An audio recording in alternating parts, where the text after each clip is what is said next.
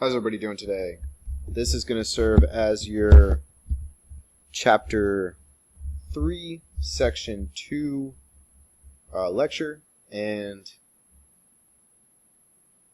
here we go. This is more about the economy, and it's fairly short, but it has a lot of details in it, and we're going to talk about various economic indicators, almost to the point of where it may feel like an economics class, but that's okay. This should be the last section where we kind of really dig foundations, and then we get to kind of move on. So we're going to list the goals of a healthy economy, explain how an economy is measured, and the key phases of the business cycle. So the main idea, an economy is made up of consumers, businesses, and governments, and all of their decisions affect the economy. And the government in particular has an incredible effect on the economy. Here is all of the vocabulary, and I will tell you this, all of these words right here are all different economic indicators, and most of these right here deal with the business cycle. So it's kind of like two different areas in particular. So economic measurements, you don't have to write these down, but these are just showing you, it's a graphic organizer showing you all of the economic indicators here. And we'll go into more detail in a second, so I'm honestly not even going to worry about them right now. So, lots of vocab. These are all economic measurements. I'm going to leave this up here for quite some time. I'll talk about each one briefly, but on the next slide, I'm really going to try and give you some context about most of them. So, productivity is how we define the output per worker hour measured over a specific period of time, and usually that's a year. So gross domestic product and gross national product tie together. So domestic is our country, right? So it is the output of goods and services produced by labor and property within our borders. So the $19.2 trillion that we talked about last lecture that is made inside our country. Now, the difference is in gross national product, we have dollars included in our gross domestic product, but it may be made by citizens and companies that are abroad. For example, Apple sells iPhones all over the world. Well, that money comes back to Apple US in a lot of situations, and we count those dollars in gross national product. Now, if we look at company and company structures, it can get very complicated, and not every company that is a US-based company brings all of their dollars home immediately. And that can get a little bit more technical and is more of type of like your graduate level area where you would talk about when a company decides to bring something like a foreign currency back to the US and what that entails and the taxes they may have to pay and the loss of dollars because there's a currency change there. It's an advanced topic, but it is a fun topic if you make it that far into business. So gross domestic product and gross national product tie together. GDP is goods made in our country. Gross national product is goods made in our country and abroad, but from American people and American dollars. Inflation is the rate of rising prices, and we track this over time and say, hey, bread cost $1 today, and tomorrow costs $1.10. That's 10% change in inflation. Producer price index and CPI, consumer price index. This is the changes in price for both of these levels of business. Producer price index measures wholesale price levels in the economy, and consumer price index measures the change in price over a period of time of 400 retailers used by the average urban household. So I'm going to give you about 30 seconds to finish up, and I'll shut up till then and come back in a minute and try and give you some context about a few of these.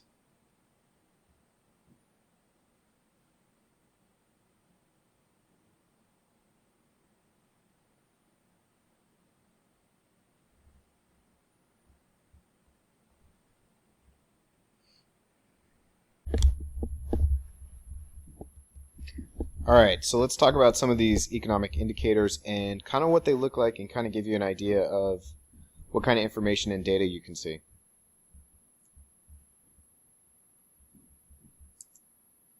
Oh. Alright, labor productivity growth, the G7. These are some of the top countries in the world, and they measure productivity growth over periods of time and compare them to each other. So what this is saying is that the United States from 1996 to 2006 saw an increase of productivity of just under 2.5% every year. And then from 2006 to 2016, it dropped from just below 1%. And as things get more productive, we're able to make more goods at a cheaper cost. The downfall of that is as costs come down and we make more goods, we need less people to make the same economic benefit. So we kind of balance growing productivity with increasing unemployment. And it's almost like the way I think about it is, it's if we added robots to do jobs or we had self-driving cars, we wouldn't need truck drivers. Well, truck drivers are a great source of employment. It's a good paying job. It's not the most fun, obviously, although some people love it. But the point being is there's a balance here. Too much productivity growth too quickly, and we could increase unemployment dramatically. However, productivity growth is a sign that the economy is healthy and growing. So you can see these countries here, and you can also notice that Italy literally went backwards for the second half of this time measured, 2006 to 2016. They may have too many vacations going on. So the U.S. inflation rate since 1914, this is another graph, and I'm not going to detail this, but you can see the price of goods is incredibly volatile in the early 1900s, and then here we have recessions and depressions that go on, and then 2 world wars. And those world wars create dramatic changes in supply and demand. Over here we're looking at the 70s and 80s, and when inflation went this high, this yellow rate is the Fed funds rate, the effective federal funds rate, and that's them raising interest rates in an attempt to slow down inflation, because too much inflation like this in the close to 15% a year, just think of everything you bought going up in price that dramatically. What you really want for a healthy, stable economy is what happens after. We want stable, low amounts of inflation, just below 5%, maybe some argue about 2%, but the point being it's fairly consistent, and that consistent inflation rate allows for economic prosperity. When we have all these hills and valleys where goods are just changing direction dramatically, it is hard for an economy to stay on stable ground. So that is the U.S. inflation rate, and that is something that will impact you directly as you buy everything from houses. The mortgage rate here, the interest rate on mortgages was upwards of 12% at the time. Now you can get a mortgage for 3 or 4%. You're able to buy significantly more with that change in interest rates. So GDP per capita, this is a measure of standard of living, and this is just comparing a number of countries. And you can see here Luxembourg is the top, and they're saying there's approximately $96,000 per person in the country. Switzerland just below that at $84,000. Those are just awesome standards of living if every person in the household had that much money or was making that much money annually. The United States is here at $56,000, and it goes obviously down from there. So what they're doing is they're taking the gross domestic product of a country and dividing it by the total population of that country. That gives a number that would be equivalent to somewhat per person. Ours is $56,000 per person.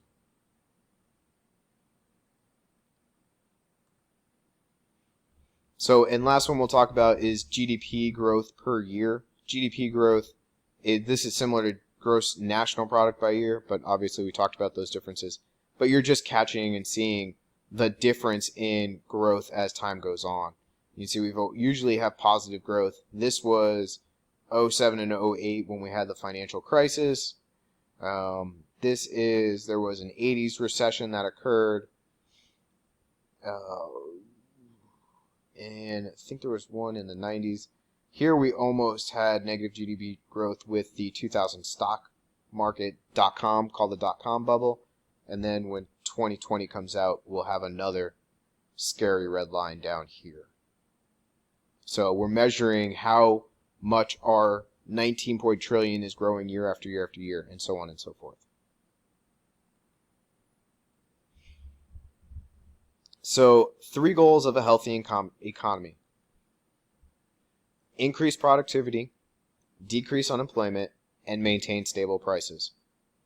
So, and kind of talked about that volatility of prices, I'm starting over here, is a scary thing because it makes people question whether or not to do things like buy a house. Well, if prices are crashing, do I buy a house today or do I buy it tomorrow when it's cheaper? Well, that type of stagflation is what it's called, instead of inflation, is a scary thing for our country. Or deflation. Deflation is when prices crash. Decrease in unemployment. Obvious reasons why you want unemployment to go down. You need people to work. You need them to be happy and making a living, have something to work for. Right? If they don't have something to work for or live for, then you kind of have chaos in the streets. Increase productivity, and that is measured by gross domestic product and gross national product. A lot of the questions that I think we see around the economy right now are, where is that increase in productivity come from? Are we taking it from the people? And that's kind of my robot comparison. Or are we able to take dollars from other parts of the world and raise our own standard of living?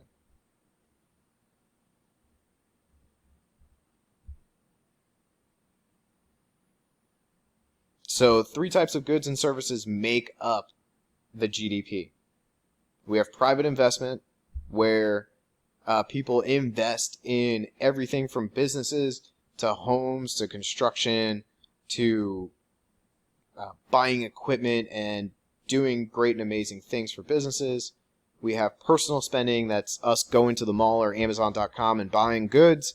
And then we have government spending, whether that's on social programs or defense contracts, infrastructure, state parks, all those things, schools and teachers, all those things all tie together into one huge bucket that makes up our economy. And even if the government stops spending as much money as they did last year, that could have a serious impact on the economy. So consumer price index and producer price index, kind of going backwards, but still a good slide, how they compare. CPI deals with changes in goods that are from a retail standpoint, from you buying it at the store, whereas PPI measures wholesale price levels, what the business paid for that good or service. Both actually can tell you a little bit about inflation and how prices change over time. And that's the critical part. Not a lot there.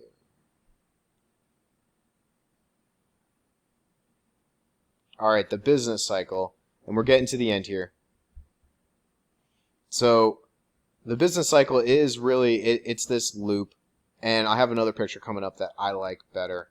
But the businesses and the business cycle tends to expand. It gets bigger over time. Then it hits a recession where it shrinks and contrasts.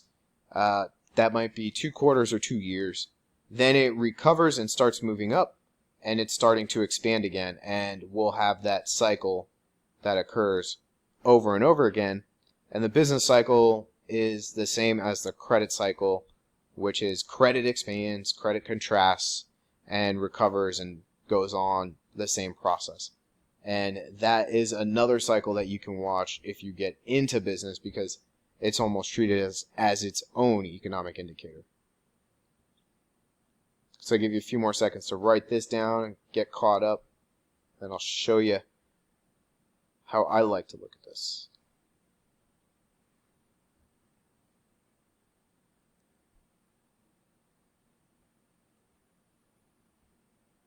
So not the best picture, but I like the way this business cycle looks more like this, and it's always moving forward in time. But essentially we have expansion, peak, recession, depression, trough, recovery, expansion, peak, recession, right?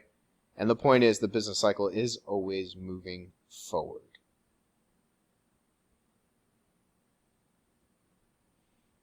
So an extended period of recession, when a recession is considered 2 quarters of negative GDP growth, and if we have an extended period, some say 4 quarters, we're in a depression.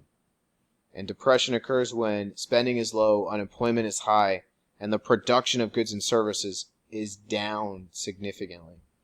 What I think is interesting about our current economy is that we have certain businesses that are very healthy while others are not. This past week, Steinmart, Lord & Taylor are some that closed up shop. And we're just seeing more and more of that type of situation where businesses are going out of business, but at the same time, we have companies like Apple, Microsoft, Facebook that are just doing absolutely fantastic.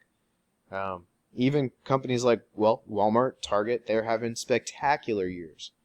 So we definitely have a situation where we have the haves and the have-nots from a business standpoint, which is pretty unique. A lot of times the market moves together, it moves up and down as a whole.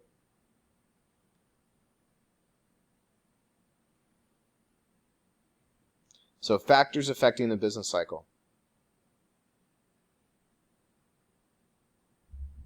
So I give you a chance to write some of this down. I'll start talking about it in a second.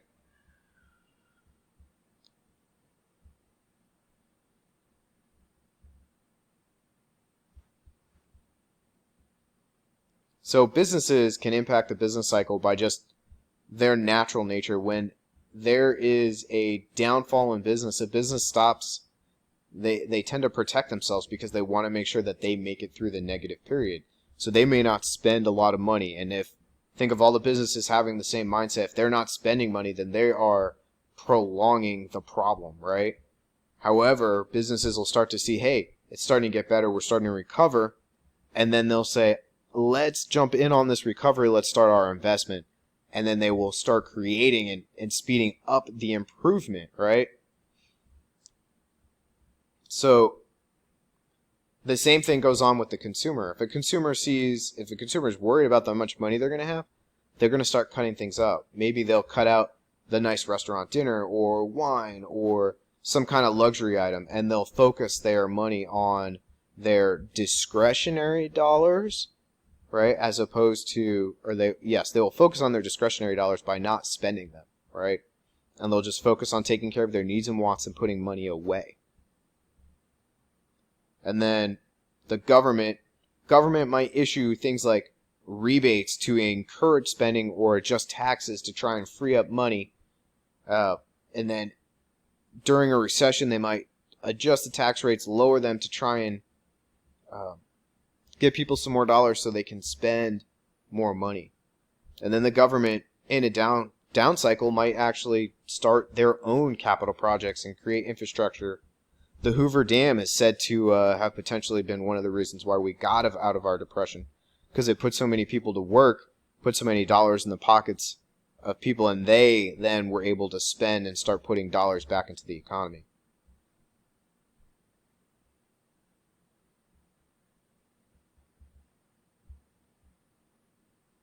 And that's all she wrote. So, I hope this was a good section. That is chapter 3 in a nutshell. We got some projects and work to do still before we take this test later this week. But hope you enjoyed it, and I will talk to you guys soon.